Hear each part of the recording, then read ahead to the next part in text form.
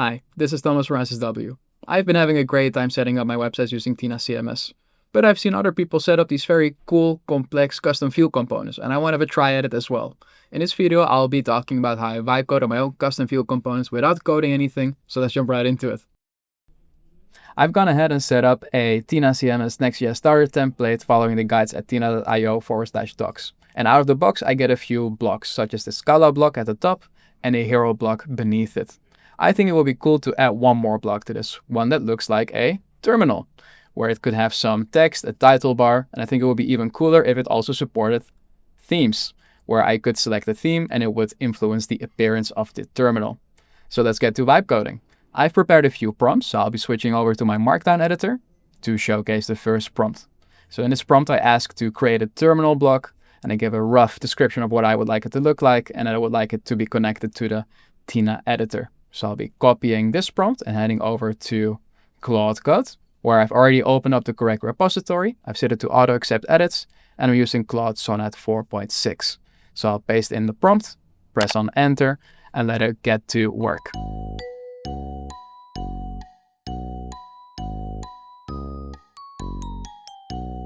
Perfect. Looks like everything is done. You can see it added 4 themes. It added a terminal block from the sections panel in admin to see it in action. It's hinting me to do that, so let's do exactly that. I'll be heading back to the web page, and I'll be going to the admin page by going to /admin. And this will show the preview of the web page on the right-hand side and the Tina editor on the left-hand side. I'll be heading over to the left-hand side and pressing on this plus next to sections. This will be a list of all the available blocks. And at the bottom, I've got this terminal block. Let's press on this one and drag it all the way to the top above the Scala block.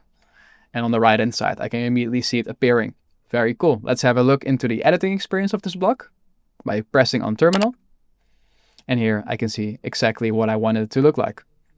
I see a theme drop-down menu where it's currently set to dark. And if I press on it and press on light, it switches to light. Exactly what I asked for. Very cool. Now, I would like to upgrade this editing experience a bit. I think it would be nice to have buttons that look like mini terminals. Something like this, where I could just press on a preview and it will show it on the right-hand side. So I don't have to go through a drop-down menu. So let's get to vibe coding again.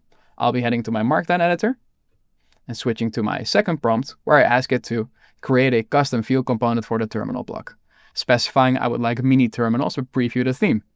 And for its reference, I also provide the most up-to-date tina.io documentation for custom field components. So I just paste it in the content of the page, just so it doesn't have to search for it by itself. So I'll be copying this prompt as well, heading over to Claude Code, pasting it in, and pressing on enter once more and letting it get back to work.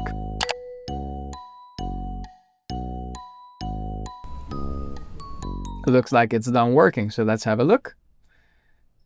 Everything is clean. Here's a summary of what was built. So it created a terminal theme picker and it adjusted the terminal block component to swap the theme field to use it. So let's have a look at the editing experience now. So I will have to add it once more because it just refreshed. Head into the terminal component again. I'll drag it back to the top.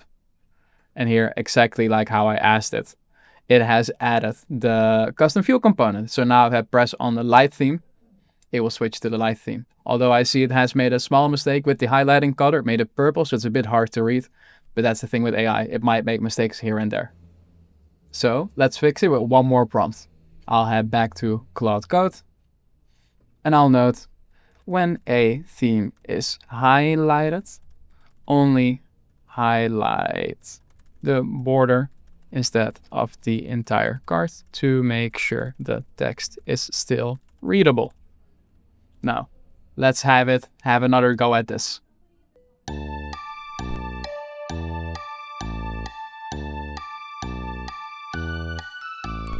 There we go. Seems like that was a quick fix. So instead of using a background, it's now only using the box shadow. Let's look at what it did. Heading back to the page. The page is refreshed again because I did not save changes. So I'll go to the block section again, add the block, drag it to the top, and have a look inside. And now everything looks much better than it did before. Now, for those of you with a keen eye, you might have noticed that the terminal block is missing a preview image. So if I head back to Pages, and then head back to the plus button to check out all the blocks, and scroll to the bottom, I can see the preview image is missing right here. So let's fix this as well with Claude.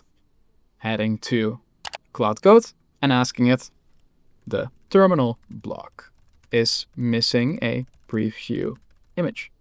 Add this preview image and letting it get back to work.